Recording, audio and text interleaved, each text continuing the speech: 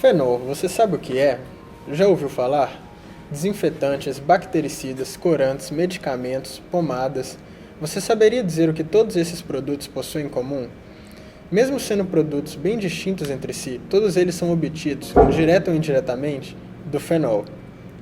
A substância fenol, também chamada de ácido fênico, ácido fenílico, hidroxibenzeno ou monohidroxibenzeno, faz parte da função orgânica dos fenóis, que são caracterizados por terem uma hidroxila ligada diretamente a um anel aromático. O fenol possui massa molar de aproximadamente 94 gramas por mol. Nas condições normais de temperatura e pressão, ele é um sólido cristalino branco. O ponto de fusão é 41 graus Celsius e o de ebulição é 182 graus Celsius. O fenol começou a ser utilizado em grandes quantidades pela humanidade no século XIX. Naquela época, a substância era obtida principalmente pelo alcatrão do carvão tipo hulha, e os principais produtos obtidos através dela eram desinfetantes e o ácido salicílico, base da produção de aspirina.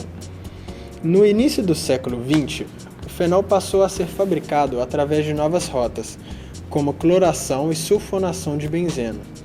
Tais técnicas foram inventadas para apoiar a indústria crescente de resina fenólica no período pós-Primeira Guerra Mundial. Com a Segunda Guerra Mundial, a demanda por fenol subiu, pois esse era usado na fabricação de gasolina de aviação de alta octanagem. Com isso, surgiu a necessidade de um método de maior rendimento. Em 1940, consolidou-se o processo ROC, baseado na oxidação de cumeno. O mercado de fenol agora se expande por mais de 3 séculos, com muitas tecnologias e produtos desenvolvidos ao longo do tempo. A refinação do processo ao longo da última década tem sido impulsionada pela crescente indústria eletrônica, automotiva e também por um mercado de resina fenólica utilizado no revestimento de móveis. Atualmente, o processo de oxidação do cumeno, também chamado de processo de ROC, é o principal meio de obtenção do fenol. A primeira etapa do processo é a oxidação. Nessa primeira fase, tanto o cumeno fresco quanto o cumeno reciclado, originado de outras fases do processo, são bombeados para um tanque de oxidação. Ao final dessa reação, os principais produtos formados serão o CHP e o DMPC. A próxima fase é a de concentração.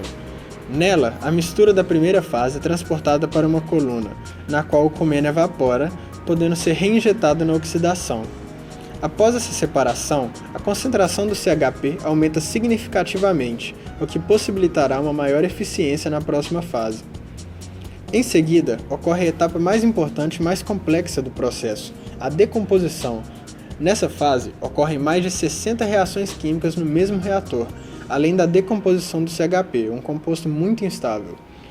Para que ocorra a clivagem das substâncias, é adicionado ao reator um ácido forte, normalmente o sulfúrico. Ao final da fase, os principais produtos em solução serão o fenol e acetona, obtidos pela clivagem do CHP, e alfa-metilestireno e água, obtidos pela clivagem do DMPC.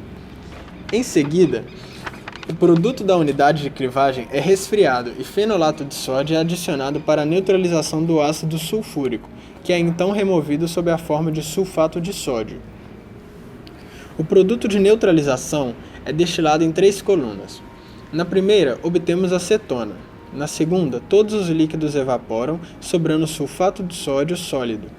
A água é separada em um decantador e levada para a seção de tratamento. O fenol, então, é separado do AMS em uma terceira coluna de destilação, estando apto para sua comercialização.